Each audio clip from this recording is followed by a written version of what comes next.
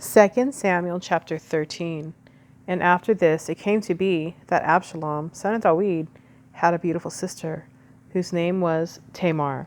And Amnon, son of David, loved her. And Amnon was distressed, even to become sick, because of his sister Tamar. For she was a maiden, and it was hard in the eyes of Amnon to do whatever to her. And Amnon had a friend whose name was Jonadab, son of Shema, David's brother. Now Jonadab was a very wise man, and he said to him, "Why are you, the sovereign's son, becoming thinner day after day? Explain it to me." And Amnon said to him, "I love Tamar, my brother Absalom's sister." And Jonadab said to him, "Lie down on your bed and pretend to be sick. And when your father comes to see you, say to him, 'Please let my sister Tamar come and give me food, and make the food before my eyes, so that I see it and eat it from her hand.'"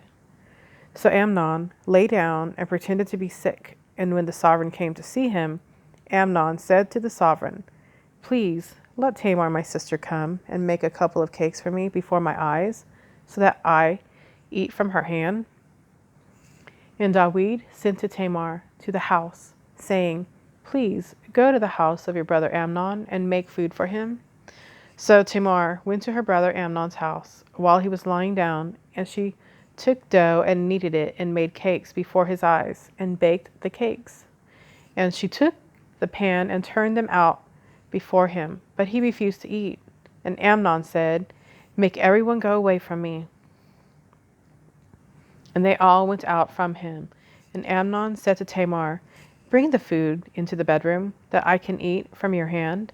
And Tamar took the cakes which she had made and brought them to Amnon, her brother, in the bedroom.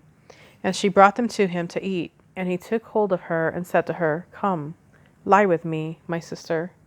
And she answered him, "No, my brother, do not humble me, for it is not done so in Israel. Do not do this wickedness. And where could I take my shame? And you would be like one of the fools in Israel. And now, please speak to the sovereign, for he would not withhold me from you." But he would not listen to her voice, and being stronger than she, he humbled her and lay with her. Amnon then hated her exceedingly, so that the hatred with which he hated her was greater than the love with which he had loved her. And Amnon said to her, "Arise, go." And she said to him, "No, for this evil of sending me away is worse than the other you have done to me." But he would not listen to her. And he called his young man serving him and said, "Now put this one out, away from me, and bolt the door behind her." And she had on a long coat, for the sovereign's maiden daughters wore such garments. And his servant put her out and bolted the door behind her. And Tamar put ashes on her head, and tore her long coat that was on her, and put her hand on her head, and went away crying bitterly. And Absalom, her brother, said to her, "Has Amnon, your brother, been with you? But now keep silent, my sister. He is your brother. Do not take the matter to heart." So Tamar remained in the house of her brother Absalom, but was ruined. And sovereign David heard all these reports, and he was very wroth. And Absalom spoke to his brother Amnon, neither good nor evil. For Absalom hated Amnon, because he had humbled his sister Tamar. And it came to be, after 2 years, that Absalom had sheep shearers in Baal Hatzor, which is beside Ephraim. And Absalom invited all the sons of the sovereign. And Absalom came to the sovereign and said, "See, your servant has sheep shearers. Please let the sovereign and his servants go with your servant." But the sovereign said to Absalom, "No, my son, let us not all go now, lest we be too heavy on you." And he urged him, but he would not go, and he blessed him. And Absalom said, "If not, please let my brother Amnon go with us." And the sovereign said to him, "Why should he go with you?" And Absalom urged him, so he let Amnon and all the sons of the sovereign go with him. And Absalom had commanded his servants, saying, "Watch, and when the heart of Amnon is glad with wine, and I shall say to you, 'Strike Amnon,' then kill him. Do not be afraid. Have I not commanded you?" be strong and brave." Then the servants of Absalom did to Amnon as Absalom had commanded. Then all the sons of the sovereign rose up, and each one mounted his mule and fled.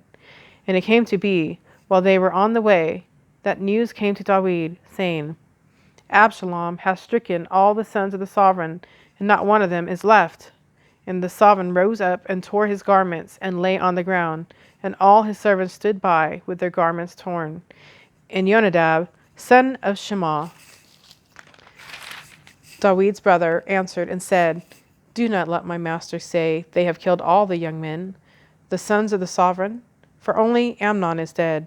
For by the mouth of Absalom this has been appointed from the day that he humbled his sister Tamar. And now, let not my master the sovereign take the matter to his heart, to think that all the sons of the sovereign are dead, for only Amnon is dead." And Absalom fled, and the young man who was watching lifted up his eyes and looked and saw many people were coming from the way behind him, on the side of the hill. Then Jonadab said to the sovereign, "Look, the sons of the sovereign are coming, as your servant said, so it is." And it came to be, as soon as he had finished speaking, that, look, the sons of the sovereign came, and they lifted up their voice and wept. And the sovereign too, and all his servants wept very bitterly. But Absalom fled and went to Talmai, son of Ammihud, sovereign of Geshur, and David mourned for his son all the days. So Absalom fled and went to Geshur, and was there 3 years. Sovereign David then longed to go to Absalom, for he had been comforted concerning Amnon, because he was dead.